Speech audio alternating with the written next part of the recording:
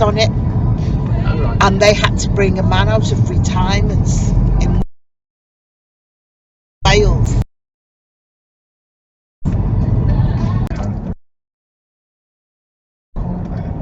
Well, his real name was James Thomas, and he played the Scottish guy who was sort of his eye on like that.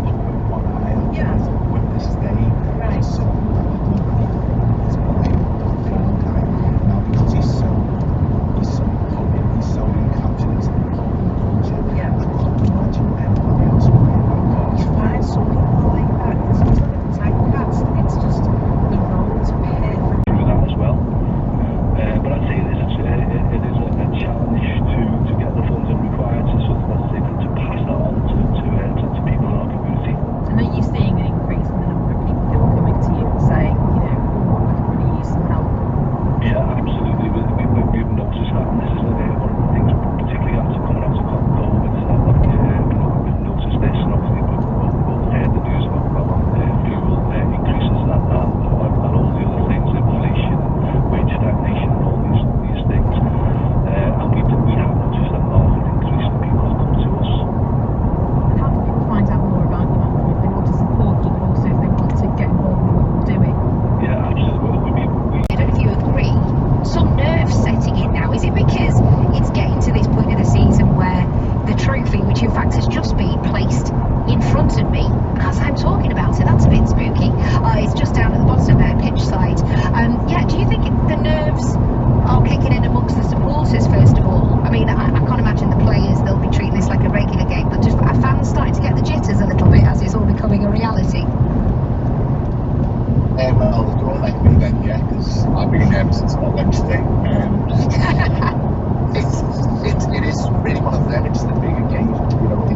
I don't buy into, you know, like the magic of the FA Cup and all that stuff, but when you get to, you know, it's the massive occasion of Wembley against, you know, money and, you know, big rivals who want to win the game, and especially from Liverpool's perspective, the FA Cup has been a trophy that has eluded us for, what is it, 16 years. The last time we won it was 2006. Obviously, Dick Gerrard's line, what he did that day was unbelievable for a club like Liverpool. Obviously, we've had, you know, horror times since then in terms of the quality of the team and managers and whatnot. But for a team like Liverpool to not have the FA Cup since 2006 is, you know, it's almost unheard of. I mean, the last final we got to a decade ago, and again, we lost that to Chelsea. So, and hopefully tomorrow's not a repeat of something like that, and I don't think it will be, but I think fans have every right to be nervous because this team needs more trophies to back up how good it is. It's my point of view on things. Yeah, a lot of people are saying, Paddy, a lot of people are saying, aren't they, that this Liverpool team, you heard Dion say it earlier in the show, you know, they're incredible to watch. If you are a neutral watching Liverpool play, it is sensational football.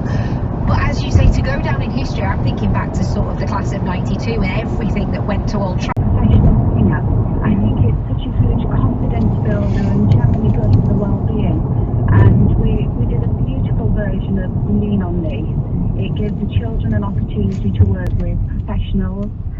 So it's a really enriching experience, and I can't wait to be performing the song live with them for the first time at the Floral. Wow. I'm going to play the song at the end of the interview. I'm looking forward to it. And so what else will you be singing on Wednesday, Carly? What will be in the set? So I'll be performing a few solos as well. So I've got a Disney medley. Wow. You know, I thought Oh, yeah. I'm going to be with the kids. Just to I've get got one to card sing in front. Something that, you know, that they can Who is that, love? Him. relate to. So Which I'll one? be coming on in my whole Disney princess attire well. and singing a few songs from Beauty and the Beast and Sleeping Beauty, all the classics. Wow. And then I have a beautiful He's original going. song called One Bright Star. Wow. So very apt, He's gonna I cut think, straight for the across. kind of setting and what the message of the whole event. I mean, you love working with these children. How old are these children in the choir then, Carly? What's the age group? Yeah. It spans a really broad age, You'd be surprised actually. if he doesn't. Oh, and there's the one in the wrong lane. Gosh, I think it goes right Yeah, into early there you teens, go. so it I knew should what be you a were gonna really, which I'm pretty sure we're just going to have a blast. I think they're going to raise the roof. I think you are, you know. And you joined What Alan is it with Jones, people? of course, Must on his get in cathedral front. tour this year. Was that MGI. your first time singing at the Anglican Cathedral?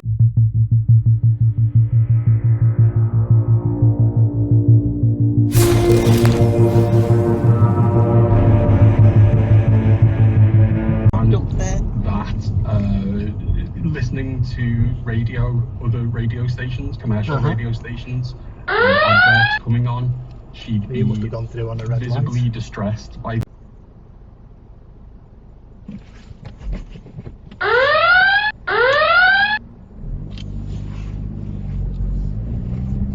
Well, you might be there next week. Legal reasons, I'd probably say. But That's a Thursday. it's really, really lovely. I really appreciate you taking the My time. birthday. It is really. Definitely come to Right, we are going to be doing a little bit of music now, coming up straight after this. I think you should have a bit of cats. You know, it really is. And when you get this type of feedback, you know, it really is, feels worthwhile, and and you really are getting that message out there. And what's the first recipe then, Malcolm? When you've got a group and you're teaching them to start from scratch, what's the first meal that you teach them how to cook? Well, to be honest with you, we always start with a nice easy soup, basically. You know what I mean? So we have a community garden at the Feel Good Factory here, so we often use some of our sort of, the locally sourced vegetables and things like that. But that aside, we'll sort of a simple soup. We'll make a nice soda bread or something like that. Again, we can do that with very simple ingredients. And then we move on, we'll show them how to sort of cut up a chicken and make 3 meals out of it. By the experience, and we have learned our lesson. And I want to conclude by saying that I, Mr. Speaker, I am humbled and I have learned. Is looking heavy just before Brickwall Lane. There's congestion backing up to Switch Island. It's because of the road where it's there. A little bit further afield, but if you're headed southbound on the M6, you've got a lane closed and slow traffic because of a broken down car. That's between junction 18 for Middlewich and Holmes Chapel and 17 for What are you South doing? Factory. Appreciate your updates on anything else. 0151 794 0953. Tonight, sorted. This is a really big thing we need tests in some country on bacon and eggs. Funny toilets, funny driving standards, the souvenirs, any letdowns as well, anything that was a letdown after you'd built yourself up for years. That's the first place I'm going to see. When I've got enough money together, that's the first place that I want to see. And maybe I don't know, you built it up too much, it was kind of, you stood there went, is that it? So your first foreign travel experiences, have a think about that. 0800.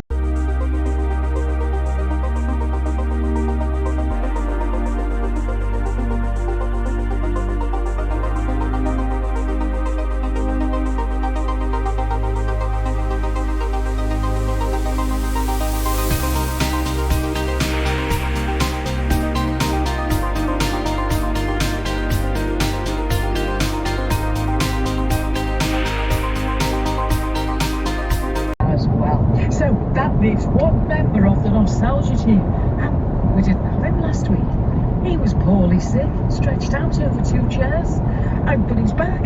He's made an amazing recovery.